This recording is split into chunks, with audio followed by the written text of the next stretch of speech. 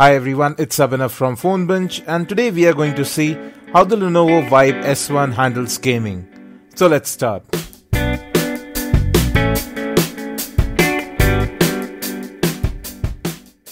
Now the Vibe S1 runs on the MediaTek MT6752 octa-core processor with Mali T760 GPU, 3 gigs of RAM and 32 gigs of onboard storage.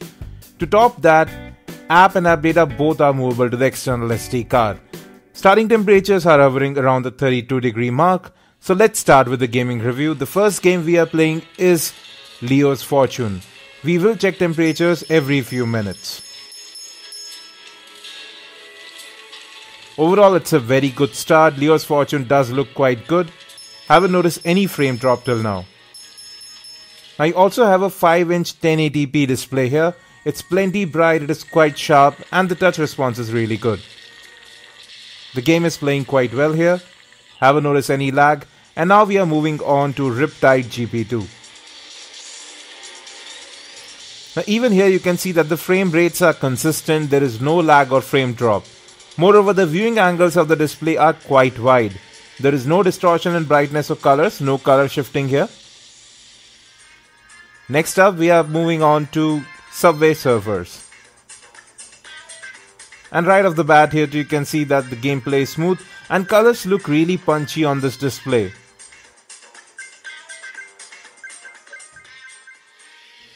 Now we are going to push this phone further. We are playing Asphalt 8 at high settings. And again you can see smooth frame rate right off the start. And I have to add here that the speakerphone is very loud here. Moreover, it has a hint of bass in it as well. So that definitely increases the gaming pleasure on the device. It makes it more immersive. Very smooth frame rate in Asphalt 8, and I don't feel this phone is getting hot at all. We have been playing games continuously for more than 10 minutes now. Consistent frame rates, very smooth gameplay. The MT6752 is performing quite well here, and you can see the temperatures have just risen to about 37-38 degrees in the front and back. So this phone is not getting hot at all. Now we are going to push it further. Let's go with Dead Trigger 2, and we are playing this game in high settings. Now the gameplay here is quite smooth as well. You can see that while panning across or moving around, there is no lag whatsoever. Smooth touch response from this display as well. And as I said in the beginning, app and app data both are movable to the external SD card.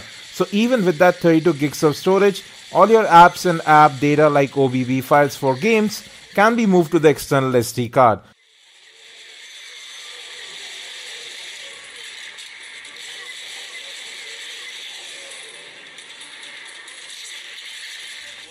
Very smooth gameplay in Dead Trigger 2, and now we are moving on to Beach Buggy Racing. Now this game is known to lag on some devices, but you can see here that the Vibe S1 is playing games very well. All the games that we have tried play superbly. There was no lag, no frame drop whatsoever. The Mali T760 GPU is definitely doing its work here. And even with that 1080p panel, superb gameplay here. Now we are moving on to Need for Speed Most Wanted. And just to keep the time in check, we have been playing games for more than 15 minutes now. And again in Need for Speed you can see very smooth gameplay. Then a slight hint of stutter just once or twice. But that's acceptable really. It's very smooth otherwise. And again you can see after more than 18 minutes of gameplay now, the temperatures are still hovering around the 38-39 degree mark. So this phone doesn't get hot at all while playing games.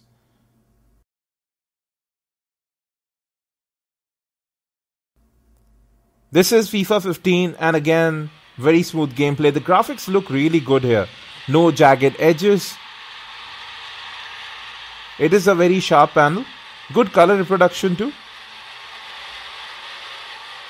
The speakerphone, as I've mentioned earlier as well, it is quite loud. Moreover, it is bottom firing, not at the back, which definitely is an added advantage.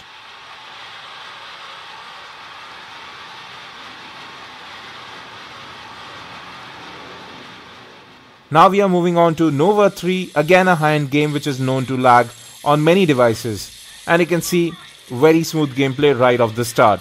So I'm really impressed with the gaming capabilities of this device. Now I did expect it to heat up a bit because we have seen this chipset earlier as well. There were some performance issues or some heating issues with other devices, but on the Vibe S1 it performs brilliantly. Even in general use with the UI, there was no lag anywhere in the usage that I've done till now. Very smooth gameplay in Nova 3 as well while panning across, moving around. No lag, no jitter, nothing.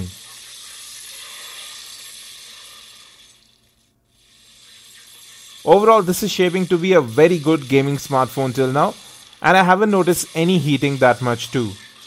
Yes, but the metal frame does get a bit warm, but it stays under the 34-35 degree mark. And you can see even the outside temperature on the display and back is just around the 36 degree mark. So this phone doesn't get hot at all while playing games. We have been playing games for more than 25 odd minutes now. This is Modern Combat 5. This will be our last game of our review. After this, we'll check some synthetic benchmarks and compare scores with the OnePlus X as well. And right here you can see as well very smooth gameplay. So this is what we have seen till now. In all the games that we have tried, no matter Nova 3, Asphalt 8 or Modern Combat 5 Dead Trigger 2, every game played smoothly here. Moreover, this phone doesn't heat up with extended usage or while extended gaming. The speakerphone is very loud, the display has good color reproduction, good touch response and wide viewing angles. So all in all, this is a very good smartphone for gaming, and priced at around Rs 16,000. It is a very decent package as well. Have a look at this gameplay some more, and we will check temperatures after this is finished. Just to conclude that this phone in fact doesn't heat up.